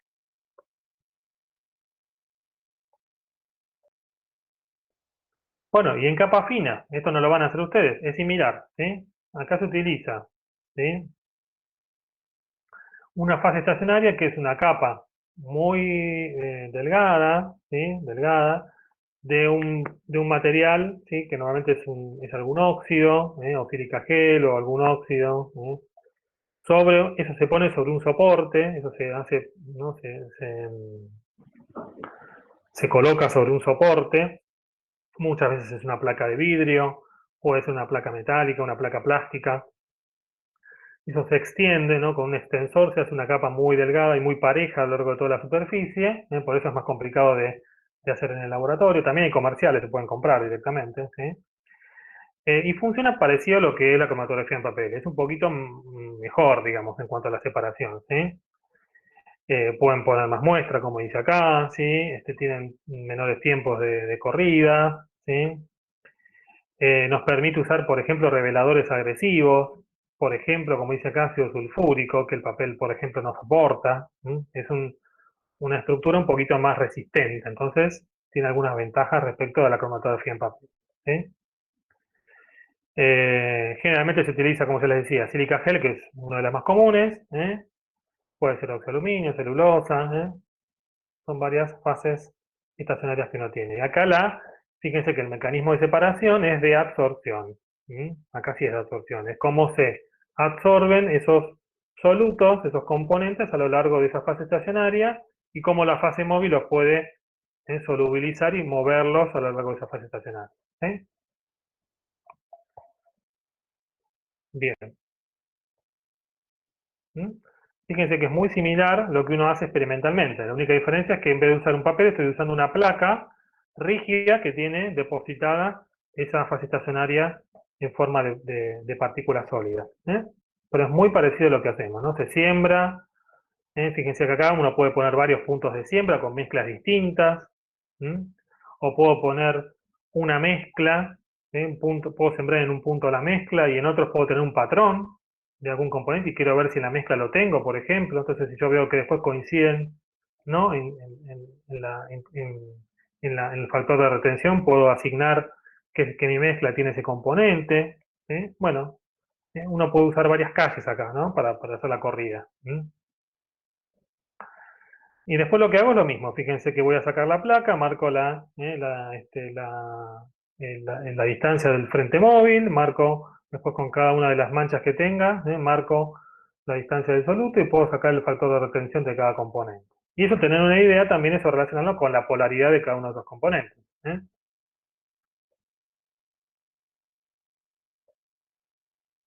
Acá tienen un ejemplo, ¿sí?, de cromatogramas reales, ¿no? Pigmentos de cáscara de mandarinas, por ejemplo, fíjense, ¿no?, uno ve la mandarina que la ve, ¿no?, la cáscara naranja, y fíjense, tienen pigmentos de varios colores. Tenemos ¿no?, las antinas, que son más amarillentas, las clorofilas. ¿Mm? Fíjense las que más migran acá, que son estas que están acá arriba, ¿sí?, caroteno. ¿Sí? Logran migrar más, significa que son, ¿sí?, esto es una cromatografía en papel.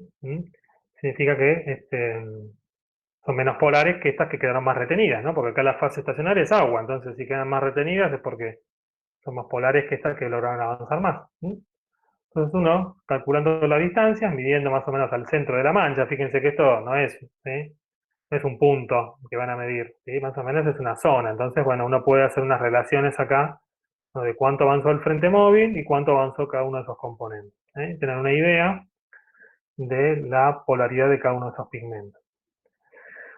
O esta que tenemos acá, que está hecha en capa fina, que es una cromatografía, no, perdón, esto es en papel de aminoácidos. diferentes aminoácidos, de nuevo, ¿no? Más retenidos o menos retenidos, de acuerdo a la polaridad de esos aminoácidos. Y los aminoácidos son incoloros. Entonces acá lo que se hizo fue un revelado posterior, una vez que se sacó el papel de la cuba, ¿no? Se marcó el frente de fase móvil, después se le aplicó un revelador que se llama anhidrina, que mancha, ¿sí? Mancha los aminoácidos, ¿no? Produce un color. Entonces uno le permite saber, identificar visualmente dónde está cada uno de esos componentes.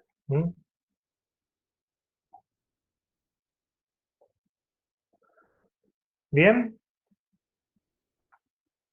bueno, ¿qué van a hacer ustedes en el laboratorio? En este último trabajo práctico, ¿sí? Eh, Van a hacer tres cosas, ¿sí? Pero van a ver que lo van a hacer bien porque no le va a llevar mucho tiempo.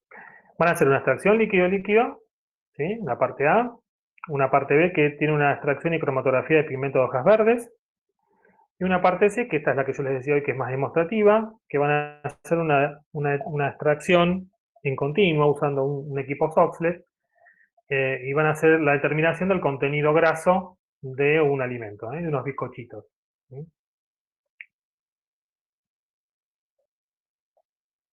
Bueno, en la parte A, ¿qué es lo que van a hacer? Fíjense que yo hoy, antes de empezar la clase, subí la guía ya en la carpeta del material para que la tengan. ¿Sí? Mírenla después con detalle. Yo les cuento un poco en general qué van a hacer. En la extracción líquido-líquido van a trabajar con una solución acuosa de yodo, yoduro de potasio. ¿Mm?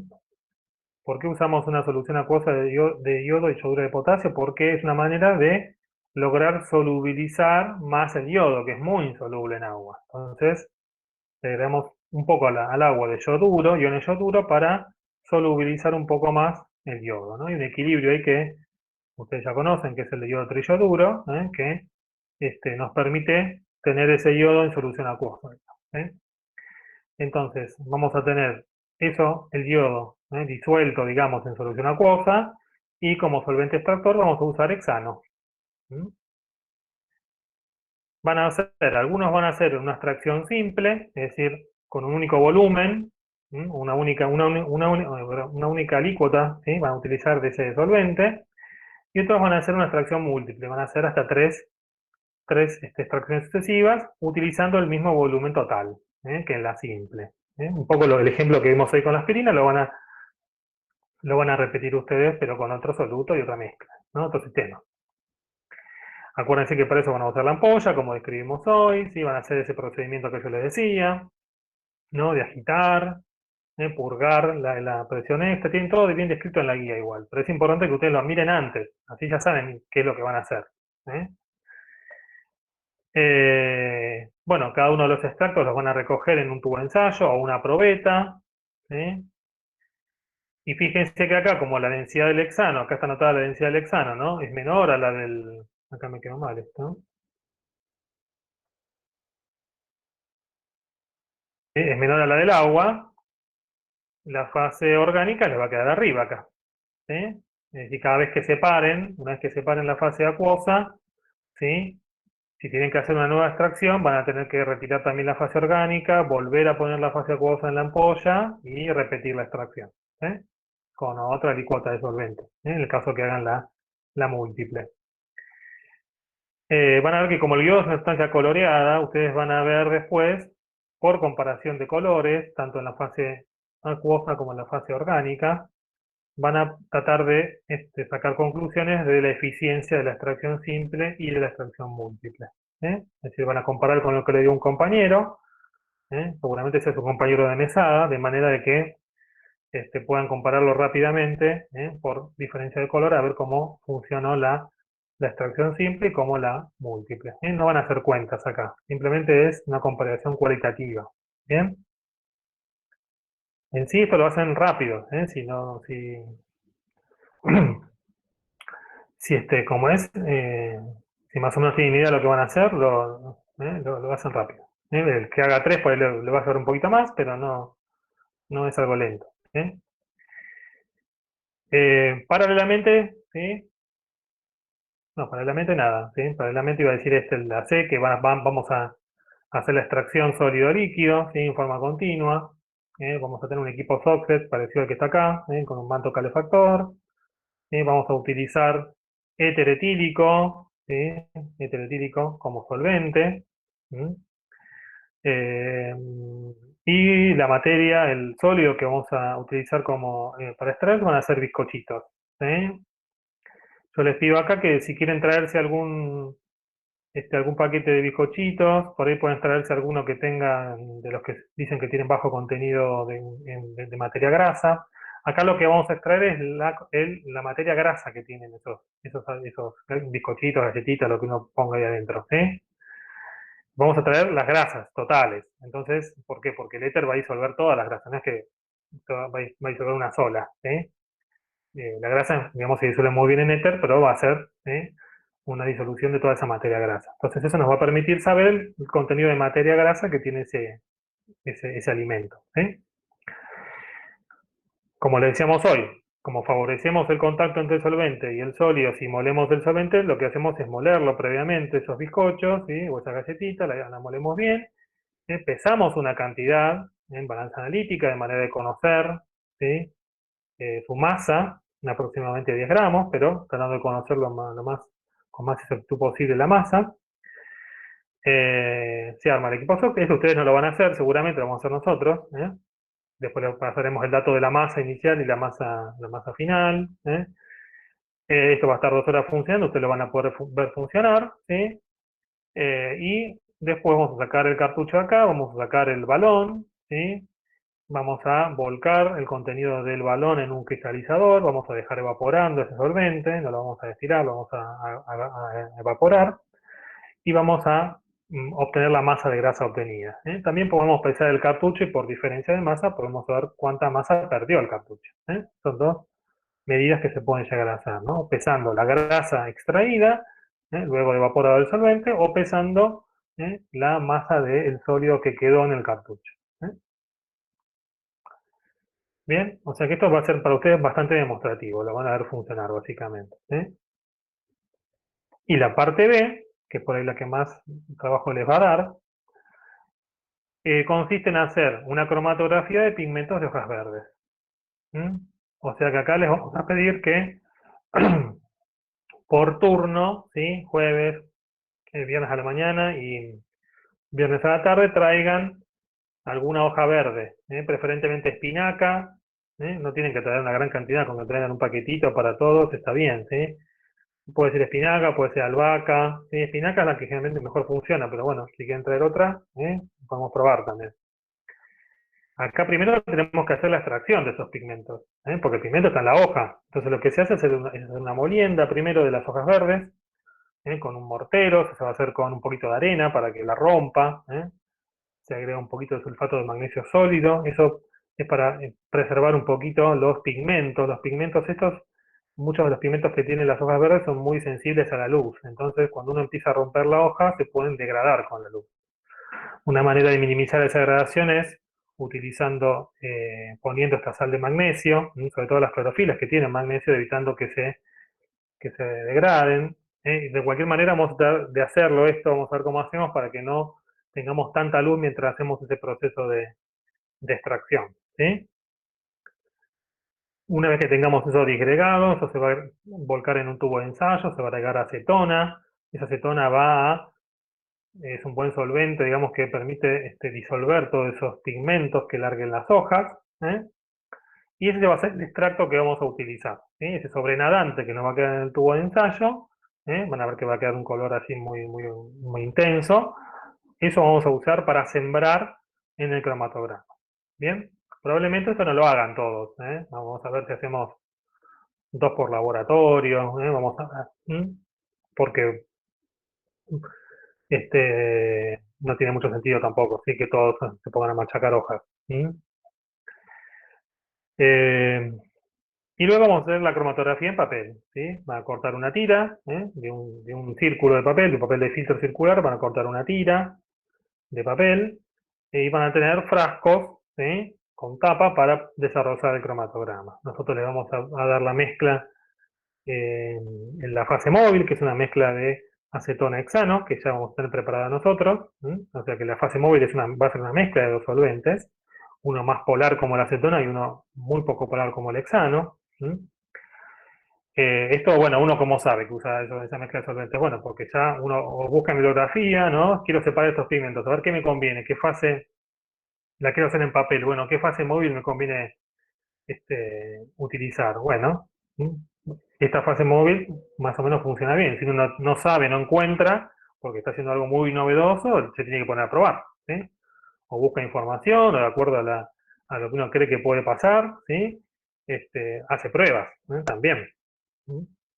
En este caso ya lo tenemos definida, ¿no? Es una mezcla de acetona hexano en una cierta proporción.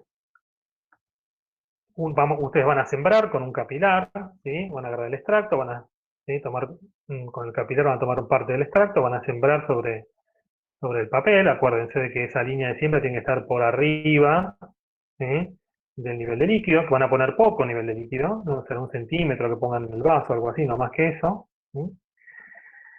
En el vaso, en el frasco, ¿sí? Y luego van a desarrollar el cromatograma. Acuérdense que eso lo tienen que cortar antes de que, ¿sí? El solvente alcance el borde del papel. 1 centímetro antes más o menos.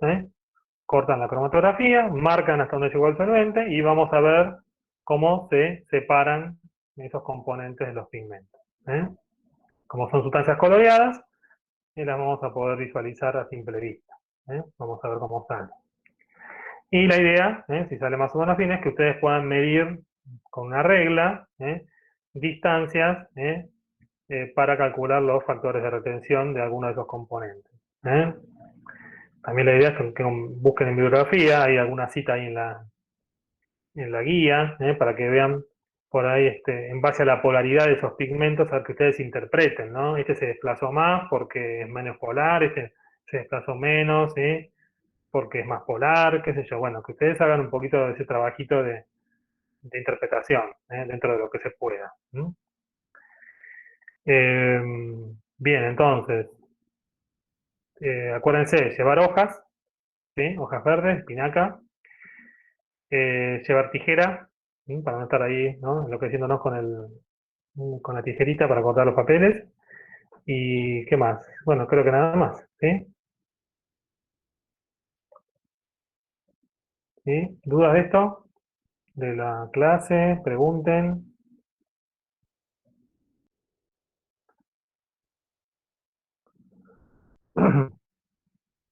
¿No?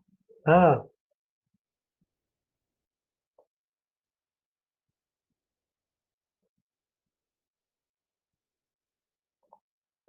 Una cosita más. Después les aviso igual les mando un avisito por el mail. Pero el jueves, los que le toca el jueves, vamos a ir un poquito más temprano. A las 8 tenemos que arrancar. ¿Por qué? Porque este jueves van a usar el laboratorio unos alumnos de alimentos, ¿sí? A las 11. Entonces no queremos tratar de terminar 10:30, ¿sí? Y entonces queremos empezar a las 8, puntual, por favor, ¿sí? Así no tenemos problema de que se crucen, hay un gap de 15, 20 minutos entre una materia y la otra, ¿sí? Por favor, les vamos a pedir que es por solamente este día, ¿sí? Así que solamente los del Por jueves. única vez o no, porque sería el ¿Cómo? último laboratorio. Por única vez. ¿Cómo? La única vez, claro, por eso. Y encima nos hace madrugar más todavía. Y 8:15, y a las 8. Si quieren 7:30, no sé, pero. No, no, a las 8 está bien, No, ¿sí? no, profe, no, a las 8, a las 8. A las 8 está bien, ¿sí? La idea es que no nos crucemos con nosotros. No nos queremos ni ver. ¿Sí? No, y bueno, y estar seguro de que terminamos, ¿no? Yo creo que sí, porque lo que van a hacer no les va a llevar demasiado tiempo, pero bueno, vieron que siempre puede haber alguna complicación. Bueno, ¿quieren preguntar algo? Profe, yo quería preguntar algo del TP3, Bueno, de la parte A de la calibración del termómetro. sí. Respecto del gráfico, era la duda que tenía. O sea, me conviene hacer directamente un solo gráfico y en el eje Y pondría la temperatura de referencia y en el eje X la temperatura real que medí yo con mi termómetro, ¿no? Sí, puedes hacerlo así, puedes Porque hacerlo... yo no sabía si hacer, o sea, con la temperatura de referencia, que sería la que tomé cuando hice lo del punto de fusión y punto eh, de ebullición, o sea, no sabías Claro, hacerlo eso en un gráfico y en otro aparte hacer la temperatura del termómetro normalizado en el baño normalizado. No, no, no. termostático Vos y estás tomando cuatro referencias. Bueno, no sé si tomaste sí, 3 o 4, ¿no? Pero sí, en general eran 4. sí eran Dos, 4, dos con cambios de estado, con sí, fenómenos físicos. ¿No? Uno confía, no estoy diciendo, bueno, como yo sé que el agua funde a 0 grados, claro, traté de armar un equilibrio sólido-líquido, ¿no? Para medir ese punto. Después me armé otro para el punto de ebullición, que ese ya lo corregí con la presión, pero bueno, más o menos va a andar sí, cerca sí. de 100. Esos son 2 cambios de estado. Y después armé 2 más con referencias. Con Claro, que era referencias, 49-25 claro, de con baño, temperaturas normalizadas, que ustedes midieron con ese ah, termómetro de sí. esos 2 baños, pero todo lo pones en un mismo gráfico, porque la idea es que Ah, vos, listo, yo cuanto pensé más que, puntos claro, tengas, ¿sí? mejor. Más confiable va a ser tu calibración, digamos, ¿no? Dentro de ese rango que estás midiendo. Si yo Claro, y quisiera sí, medir, no sé, por decirte, menos 5 grados o 110 grados, y estoy medio fuera de la recta que yo armé, ¿te das cuenta? No sería lo claro, igual mejor. sí o sí me tiene que quedar más que una recta, una curva, ¿no? Debería darte algo, bueno, no sabemos en realidad porque no tiene por qué Claro, ser lineal, ¿no? Pero uno claro, pero, generalmente aproxima una recta por esos puntos. Hay que ver cómo les dio, ¿no? Pero bueno, claro, generalmente lo que porque aproxima digo es una yo una recta. suposición, ¿no? Capaz que me quedan todos puntos dispersos, todavía no lo hice porque No tenía debería quedarte dudas tan y, disperso, ¿viste? Porque claro, yo no por me lo que debería vi, quedar tan disperso. y si ves que alguno por ahí se aparta mucho, bueno, también Sí, se puede descartar, porque por ahí fue una mala claro. lectura, qué sé yo, ¿viste? Ah, A ver, listo. uno Entonces todo en un esperaría mismo que, gráfico. yo por lo que vi me acuerdo, excepto en algún caso que vi que por ahí la temperatura de ebullición les dio muy baja, que eso puede tener Claro, algunas explicaciones, ¿viste? Por el termómetro que usaban, porque por ahí vieron que el termómetro, claro, tiene toda una columna, con también un punto de ebullición, sobre todo, que tiene una columna no emergente, se llama toda la columna de líquido, ¿no? Sea alcohol o mercurio, que eso también tiene una dilatación de acuerdo a la temperatura a la que está la columna, que no es a claro. la que está el bulbo. ¿Se dan cuenta? Entonces, cuanto más Sí, larga es esa sí, columna y más diferente la temperatura con la temperatura del bulbo, bueno, tengo una corrección ahí, habría que aplicar. Nosotros eso no lo hacemos, pero puede tener un error este, vinculado con eso, ¿sí? Sobre todo el punto de ebullición. claro. Los otros no Ah, deberían darle tan distintos, ¿eh? Y sobre todo los termómetros de alcohol, que son, que por ahí son más problemáticos que los de mercurio, ¿eh? sí, Pero bueno, en general yo por lo que vi, yo por lo menos en los días que estuve en el laboratorio que vi, no había tantas diferencias. Eran 1 o 2 grados por ahí que tenían de diferencia. Tres, ah, 4 grados listo. como mucho, qué Sí, sé yo, yo ¿eh? tenía esa duda, entonces, claro, todo en un mismo gráfico. Todo mismo gráfico, ¿eh? Haces una recta de calibración. Podríamos haber hecho, qué sé yo, viste, agarrar, no sé, podríamos haber agarrado un solvente orgánico, medir el punto de ebullición, qué sé yo, no sé, uno que, no sé, tenga un punto de ebullición de 60 grados, tendríamos otro punto, por ejemplo, ¿sí? Claro, ¿Sí? Bueno, perfecto, pero en este caso fuimos por lo más simple, ¿sí? Cambios de estado de agregación del agua y 2 temperaturas de referencia, que encima estamos usando uno de los baños para otra cosa, o sea que aprovechamos también eso, ¿sí? Pero con esos 4 puntos yo creo que debería darles una recta razonable, buenísimo, entonces. ¿sí? Entonces en el eje IA, claro, igual, o sea, temperaturas de Sí, referencia eso y igual, viste, termómetro cual pongas en realidad normalizado. es medio lo mismo, porque no, qué sé yo, Claro, mientras pongas una en listo, uno y otra en el otro, listo, después, listo. después vas a entrar o por un eje o por el otro, ¿no? Si vos quisieras Claro, corregir después, uno entra por el experimental, ¿no? Entra claro. por el que mide y se fija cuál sería el valor teórico, digamos, el que debería medir, ¿sí? ¿Te das Buenísimo, cuenta? gracias, profe. No, de nada.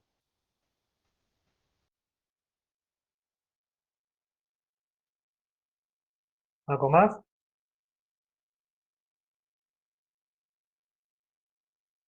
Bueno, del otro, del TP4, pues ya les vamos a decir lo que tienen que hacer. Por ahora, le vamos a dar tiempo, igual no se preocupen, no es que le vamos a decir, ¿sí? Para mañana tienen que hacer tal cosa, no. Le vamos a dar tiempo, pero lo estamos elaborando nosotros también, a ver qué les vamos a pedir. Así que, después le decimos igual, ¿sí? Así que no se preocupen por eso. Probablemente les pidamos el informe del TP5 la semana que viene, ¿sí? Y después el TP4 quedará para un poquito más adelante. ¿Ok? Ok, Vamos a tratar de tener las notas del TP2. Ahora me tengo que fijar, ahora me voy a fijar a ver cómo va la corrección, pero la idea era tenerlas ya para hoy a la tarde, así que por ahí ahora en un rato ya las podemos publicar también, ¿sí? Una cosa de los informes, yo vi, corregí algunos, ¿no? A ver, algunas cosas generales que he visto del TP1. En general, bueno, los que yo miré estaban relativamente bien, la mayoría. El análisis de errores, que siempre es un tema ríspido, ¿sí? La idea es que, a ver, no siempre se puede, yo sé que no siempre se puede, pero a veces uno puede vincular el error, de acuerdo a los resultados que uno obtuvo, si le dio, qué sé yo, muy alto, le dio muy bajo, le dio todo en un sentido, todo en el otro, ¿sí? A veces uno puede encontrar algún error sistemático que puede decir, puede ser esto que me haya pasado, ¿se dan cuenta? O no, a veces uno ve un error aleatorio que no le puede encontrar, digamos, un sentido a una cosa, y entonces uno pone una suma de fuentes de error. Ahora, una cosa son errores y otra cosa es algo que se hizo mal. Si una cosa, por ejemplo, si ustedes ya vieron, no sé, como algunos yo he leído que dice, no sé, me di el volumen y el aforo se me bajó. Digo, eso está mal hecho ya, no es un error, ¿sí? Eso es algo que se hizo mal. No, a ver, no es para castigar a nadie, sino lo que le quiero decir es que eso, si uno le pasa, lo tiene que repetir para tratar de hacer lo mejor posible. Otra cosa es que, bueno, ya estemos en el límite, ¿no? de cómo estamos enrasando o de, qué sé yo, de algún otro factor que pueda tener la pipeta porque estaba sucia y se pegaron las gotitas y no sé qué. Bueno, eso está bien. También por ahí se puede mejorar, pero digamos que, pues si yo ya hice algo que ya me di cuenta cuando lo hice que lo hice mal, la idea es, bueno, trato de repetirlo para mejorarlo, ¿sí? Eso no es una fuente de error así como, ¿sí? Como inevitable, ¿bien? Eso por un lado. Después, algunos, traten de, cuando uno arma, qué sé yo, el procedimiento, la introducción, básense en la guía, está bien, yo no estoy en contra de eso, pero traten de hacerlo más sintético, ¿sí? No hace falta que nos copien la guía, ¿sí? Esa parte y la peguen, sino que procedimiento háganlo breve, ¿sí? Traten de basarse en la guía, obvio, porque es lo que hicieron. Si hay cambios, pongan lo que hicieron, no pongan lo que decía la guía que iban a hacer y no hicieron, ¿sí? O el material que usaron, pongan el material que usaron, no el que decía la guía que iban a usar y después no usaron por X motivo, ¿sí? Ustedes informen lo que hicieron, ¿sí? Y la introducción también, algo que, bueno, una introducción es una introducción de un informe, ¿sí? O sea que tiene que ser algo breve, de manera que nos dé un contexto al trabajo que se hizo, ¿sí? Bueno, eso, básicamente. En general, esas cositas para ajustar, ¿sí? Pero bueno, yo no vi así errores muy groseros, ¿sí? Creo que no, alguno que otro por ahí, pero bueno, por eso están corregidos, ¿eh? Miren las correcciones, traten de mirarlas, ¿sí? Los comentarios que les hicieron los docentes, yo les escribo sobre el PDF, traten de entregar en el PDF que es más cómodo para nosotros también, ¿sí? Poder editar directamente de ahí, ya poner ahí los comentarios, ¿sí? Más fácil. Pero bueno, en general creo que estaban bastante bien, ¿sí? Así que bueno, vamos a ver qué pasa con el 2 y con el 3 que entregan esta semana. ¿Bien? ¿Ok? genial, Pablo. Nos veremos el jueves. Bueno, nos vemos el jueves con algunos, con otros el viernes. ¿Sí? Muchas gracias, Pablo. Nos vemos. Chao. Cuídense, nos vemos. Dale, chao. Nos vemos. Chao, Cuídense. profe. Hasta luego. Chao, profe, gracias. Chau, chau. De nada.